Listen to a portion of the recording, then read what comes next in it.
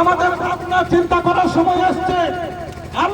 আল্লাহ করে দিন কাটিয়ে দেবেন না, আর এভাবে জীবন কাটাবেন না। আমরা এই দেশে ছিলাম, এই দেশে আছি, আগামীতে কিয়ামত পর্যন্ত মুসলমান আমরা গল্প করতে আসেনি। আমরা এই দেশের 7 সমুদ্র 13 নদী পার করে ইংরেজ সরকার এই ভারতবর্ষের 25 বছর রাজত্ব করেছে। আমরা এই আলেমরা মাথায় টুপি লাগিয়ে মুখে দাঁড়িয়ে নিয়ে এই সাধারণ মানুষকে আমরা সংগ্রামের পথ দেখিয়ে ওই ইংরেজের বাচ্চাকে 7 সমুদ্র 13 নদী পার করে তাদেরকে তাদের ঘরে পৌঁছে দিয়েছি।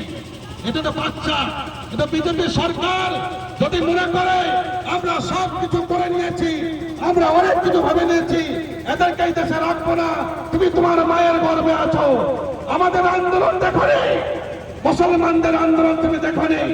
আমরা এই দেশের স্বাধীনতা করেছি এই সাজাকালা ঠান্ডা, এই সাজাকালা ঠান্ডা নেতাজি সুভাষচন্দ্র বোস রেখেছিলেন।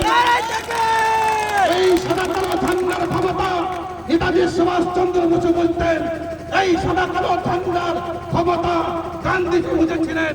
এই সাদাকালো ঠান্ডার ক্ষমতা ভারতের পূর্বসূরি যারা স্বাধীনতার সংগ্রামী তারা বুঝতেন। তুমি কি বুঝবে? তুমি দালালি করে উল্টো পাল্টা করে হিন্দু মুসলমান মানুষকে লাগিয়ে দিয়ে রাজনীতি করছো। তোমার রাজনীতি অবিলম্বে আমরা বন্ধ করব, অবিলম্বে। আর গণেশ কুমার, তুমি বড় একটা পদে চলে এসছো, তুমি অনেক কিছু হয়ে গেছো। এই গণেশ কুমারকে সাবধানের সঙ্গে বলছি, এই দেশ আমাদের, এই দেশে ছিলাম, আছি, থাকবো। তোমার বাবার শক্তি নয় এই দেশের কোন একটা মানুষকে, গরিব থেকে গরিব হোক, আর বিধবা হোক, আর এতিম হোক, হিন্দু মুসলমান কোন মানুষকে অন্যায় ভাবে যদি কলা কৌশল করে এই এসআইয়ের নামে এনআরসির তালিকায় আনা হয়, আমরা কিন্তু জীবনের রক্তের জীবনের ঝুঁকি নিয়ে রাস্তায় নেমে এই অত্যাচারী শাসকের বিরুদ্ধে আমরা এমন ভাবে লড়াই করবো যেভাবে আমরা স্বাধীনতার সংগ্রামে লড়াই করে তাদেরকে শিক্ষা দিয়েছি। আর ঘুমাবার দিন নেই, আর কোন অবস্থায় ঘুমাবার দিন নেই। তাই আজকে আমি সেউড়ির বুকে এই প্রশাসনিক ভবনে ঘোষণা করছি, এই মুসলমান তুমি জেগে ওঠো। এই মুসলমান গোলামীর জিন্দেগি ছেড়ে দাও। কাউরে গোলামী আমরা করতে চাই না। আমাদের অস্তিত্ব নিয়ে যারা ভাববে, আমাদের নিয়ে যারা চিন্তা ভাবনা করবে, আমাদের দুঃখের কথা যে শুনবে তার কথা আমরা শুনবো। এটা পরিষ্কার জ্বলন্ত দিনের কথা বলছি। এই গোলামীর জিন্দেগি অবলম্বন আর করবো না। তাই সকলেই সংযত থাকবেন। আমাদের বিজেপি ভাইরা আছে, তারা পেশায় খুঁটি দিয়ে আমাদেরকে উস্কাবে, আমাদেরকে ধর্মের সুরছুরি দিয়ে আমাদের কোরআনের বিরুদ্ধে বলে, রাসূলের বিরুদ্ধে বলে, ধর্মের বিরুদ্ধে বলে আমাদেরকে উস্কিয়ে দিয়ে আমাদেরকে গরম করবে। কিন্তু আমরা গরম হব না, আমরা কোনো অবস্থায় গরম হব না। তোমরা অনেক আমার ঘরের সন্তানকে দিয়ে তোমরা কোরআনের বিরুদ্ধে বলা করেছো, আমরা সেগুলো জানি। আমার ঘরের সন্তানকে দিয়ে আমার রাসূলের বিরুদ্ধে বলা করেছো, আমরা তবু ধৈর্য ধরে আছি। কিন্তু সব আমরা বুঝছি, আমরা সব লক্ষ্য রাখছি। মাথায় রাখবেন, মাথায় রাখবেন, যদি জনগণের এই সহ্য সীমা পার করে যাবে, রাস্তায় টেনে মারাবে এই বিজেপি নেতাদেরকে, এমন একটা দিন আসবে।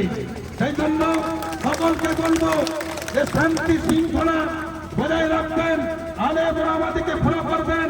ভারতবর্ষের মুসলিম এবং হিন্দু যারা সেকুলার ভাবাপন্ন ব্যক্তি, যারা দেশের জন্য, কওমের জন্য, সমাজের জন্য ভাবনা করে তাদের কথা শুনবেন। আন্তাবলা লোকের কথা শুনে সেখানে সেখানে পা দেবেন না। আজকের সভাকে শান্তিপূর্ণভাবে আপনারা যে আজকে নিদর্শনের পরিচয় দিয়েছেন, আমি জমিয়তের পক্ষ থেকে, আমি একজন নগণ্য জমিয়তের খাদিম হিসেবে আপনাদেরকে আপনাদের সম্মান জানাচ্ছি, আন্তরিক হৃদয় থেকে দোয়া জানাচ্ছি। আল্লাহ তাআলা আপনাদেরকে ভালো থেকে ভালো জায়গায় খায় দান করুন। আমাদের জেলা কমিটি অনেক রয়েছে, আমি সামান্য মন্তব্য করার জন্য আজকে আমরা এসেছি। সাধারণ মানুষের প্রতি অত্যাচার চলবে না। আবার বলছে আমি শুনলাম দুপুরে করেছে এই মাইক্রো অবজারভেন্ট বলেছেন যে মুসলমানদের আবার 8টা 6টা ছেলে হয় নাকি? ওই হিজড়াকে কি বলে বলুন তো? যদি তুমি খুনসা হও, হিজড়া হও, তোমার কিছু না থাকে তো তোমাকে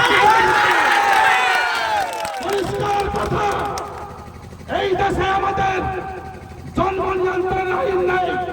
কোন প্রশাসন, কোন নেতা যদি এই জন্ম নিয়ন্ত্রণের আইনকে লাগু করার চেষ্টা করে, তাকে আমরা ডান্ডা দিয়ে বুঝিয়ে দেব। পরিষ্কার বলছি,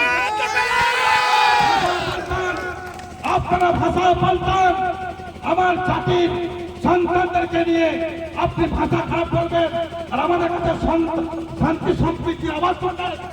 আমি প্রত্যেকটি ওই অবজারভেন্ট যারা রয়েছেন, কেন্দ্র সরকারের চামচা পশ্চিমবাংলায় ঢুকেছে, সম্মানের সঙ্গে কাজ করতে চাইলে করুন, তাহলে প্রত্যেকটি বিডিও অফিসে এইরকম লোক ঘেরাও করে জবাবদিহি চাইব।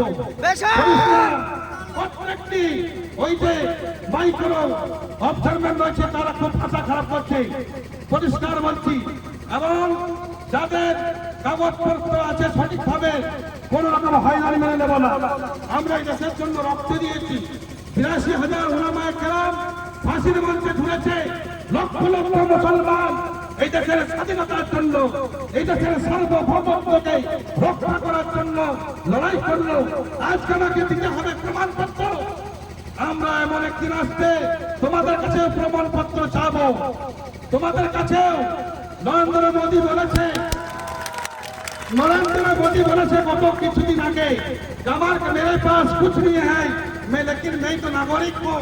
তোমার কাছে কিছু না থেকে তুমি যদি নাগরিক হও, প্রধানমন্ত্রী হও, আমার কাছে কিছু না থাকলেও আমি এই দেশের নাগরিক। আমাদের মাদানী সাহেবের ভাষা, नरेंद्र मोदी जितना ही ये भारतवर्ष तुम्हारा है, तुम्हारा बाप का है, उतना भी मेरे बाप का है। এটা আমাদের ভাষা। পরিষ্কার এইভাবে কথা মুসলমানদের বলার সময় এসেছে। চুপচাপ থেকে মাথা নত করে বিক্রি হয়ে যাবেন না। পরিষ্কার এখানে আপনারা সংযত থাকুন, নেতৃত্বকে মানুন, সঠিক পথ আমরা ইনশাআল্লাহ দেখাবো। সঠিক পথ আমাদের প্রতি শিবের প্রতি অবিচার করেছিল, তাদেরকে ঘর ঢুকিয়ে দিয়েছি। আবার যদি কেউ আমাদের প্রতি অবিচার করে, আমাদেরকে নিয়ে খেলা করার চেষ্টা করে, আর আমাদেরকে নিয়ে যদি মনে করে এরা বোকা, তাহলে সেও ফেলে পড়বে। এই ইঙ্গিত আমি টিএমসি দিয়ে চললাম। পরিষ্কার কথা বলছি। সেই জন্য সকলের কাছে আবেদন, আপনাদের কাছে যখন ডাকা হবে, এর প্রজেক্ট দাবি না মানে এর থেকে বড় বড় বৃহত্তম আন্দোলন করব ইনশাআল্লাহ। আপনাদের সম্মুখে আমাদের জেলার কিছু কর্মীরা রয়েছেন, আমরা অনেকে চলে গিয়েছেন, অফিসে আছেন। আমি আপনাদের সম্মুখে